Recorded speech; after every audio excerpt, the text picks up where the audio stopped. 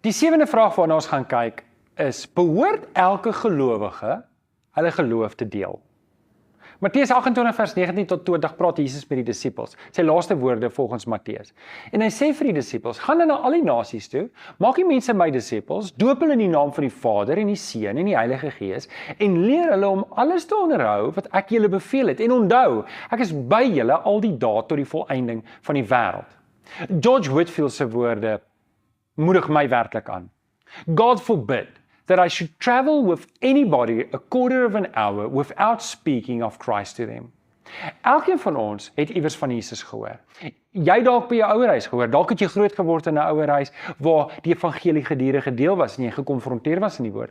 Dalk het jy iewers by 'n kerk ingeskakel en jy daar van die Here gehoor. Dalk was jy by die skool, by die CSV, sonnaskool, jeug, dalk het die Gideon jou vertel van die Here, dalk was daar 'n sendeling of 'n spesiale geleentheid, maar die feit bly staan is, iemand moes iewers op 'n stadium die evangelie met jou gedeel het.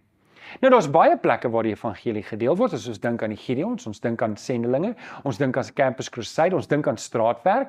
En die vraag wat ek en jy dalk nou kan vra is, maar behoort ek die evangelie te deel? Behoort ek my geloof met mense te deel? En die antwoord hierop wil ek graag antwoord met 'n duidelike ja. Maak nie saak wie jy is nie. Jy behoort ook die evangelie te deel. Nou almal gaan dit nie op dieselfde manier doen nie. Jy gaan dalk nie 'n predikant word nie. Jy gaan dalk nie so voor die videokamera verskyn en video's opneem nie. Maar jy gaan op 'n bus sit langs iemand wat ongelowig is. Jy gaan langs 'n bus sit, in die bus sit langs iemand wat dalk heeltemal verlore is en Jesus nodig het. En soos George Whitefield gesê het, mag God my en jou bewaar dat ons nie ons mond oopmaak en oor Jesus praat as ons langer as 15 minute langs iemand sit sonder met hom oor Jesus te praat nie. Ons skryf vir Jesus en Jesus is besig om die massas te leer en hy sien die mense, hulle is moedeloos, hulle is stikkend, hulle is so skape sonder 'n herder en hy sê, bid aan die Here aan wie die oes behoort, dat hy arbeiders sal stuur, want die oes is so groot, maar die arbeiders is min. En Jesus het die mense so jammer gekry. En mag die Here vir jou seën en my seën, dat ons daadwerklik goed in plek sal sit in ons lewens om met mense te praat oor Jesus met hierdie verlore mense. Nou, daar's 'n paar basiese redes. Daar's 'n paar basiese redes hoekom ek en jy mense moet vertel. Maar voordat ons daarby kom, moet ek eers 'n probleem aanspreek.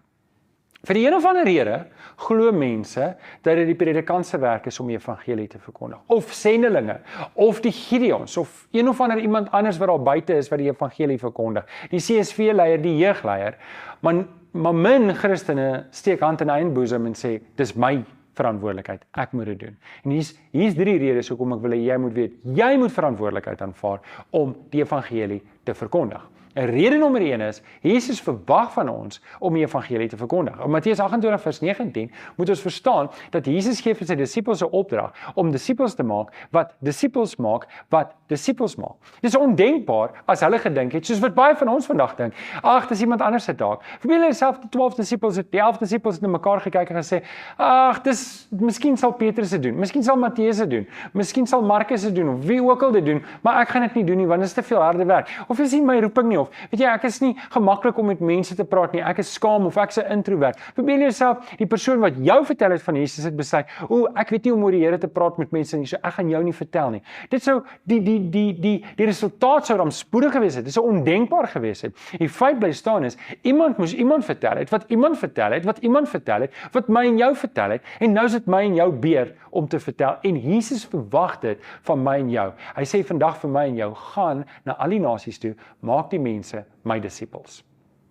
'n Tweede belangrike rede, hoekom ek en jy die evangelie moet verkondig, is dit mag dalk wees dat dit iemand se laaste kans is om die evangelie te hoor. Dit mag dalk wees dat dit my en jou laaste kans is. Jy sit in die vliegtuig langs daardie persoon en is dalk die laaste kans wat jy het om die evangelie te deel. En ek en jy moet daardie kans aangryp. 1 Petrus 3 vers 9 sê, die Here stel nie die vervulling van sy belofte uit nie. Al dink party mense so, nee, hy is geduldig met julle, omdat hy wil hê almal moet hulle bekeer, niemand moet verlore gaan nie. En dis die Here se hart. Hy stel sy oordeelsdag, hy stel die wederkoms uit, sodat ek en jy nog kans het om vir mense te vertel van Jesus en mense tot bekering kom. En ek en jy moet dieselfde hart hê. Ons moet elke dag as ons opstaan en sê, Here, U het nog nie teruggekom nie. U verwag van my om die evangelie uit te dra. En dit bring ons by die derde rede. Die derde rede is, ons moet vertel, want soos Jesus sê, die oes is groot, Die mense is verlore, die arbeiders is min. Matteus 9 vers 37, die oes is groot, maar die arbeiders is min. Is daar fout met die oes? Nee, die oes is gereed om ingebring te word, maar die arbeiders, hulle sit met hulle hande in hulle sakke. Hulle sit rond en dink, dis iemand anders se werk om die evangelie te verkondig. Soos wat ons in die studie ook vir mekaar sê, dis my en jou werk. Dis my en jou werk. Die oes is groot, die oes is ryk. Nou moet die arbeiders opstaan. Ek en jy moet vir die Here vra, Here, stuur arbeiders uit. Maar nie net Here, stuur die arbeiders daar uit nie. Here, stuur my uit. Nou ek weet dis vir jou moeilik. En in die opsomming wil ek dalk vir jou hierdie ding sê. By ons, op ons kerkkantoor, by die kerkkantoor en op ons boekewinkel, is daar traktaatjies. Hoe word ek 'n kind van die Here? Dis die 2 hoofstukke van kindskap. Hoekom kry jy nie daai boeke nie? Hoekom kontak jy nie vir Rian en kry vir jou boekies in? En dit kan 'n maklike manier wees om vir iemand net te sê, hoor, hier is iets wat ek wil hê jy moet gaan deurlees. En vir die Heilige Gees vertrou. Weet jy, doen iets. Moenie net niks doen nie, maar kom in die gewoonte om met mense te praat oor Jesus. Kom in die gewoonte om deel te neem om die evangelie te verkondig. Want soos Jesus sê, die oes is werklik groot. En die arbeiders, dis ek en jy, is min. As ek en jy nie gaan vertel nie, wie gaan vertel?